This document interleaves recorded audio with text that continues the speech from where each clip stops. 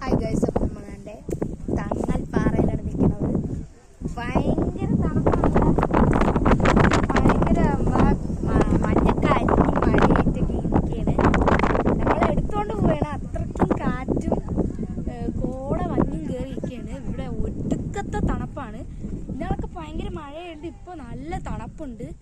ഈ സമയത്ത് എല്ലാവരും വരേണ്ട സമയം. ഈ സമയത്ത് എല്ലാവരും വരണം. തന്നെ ഒരുപാട്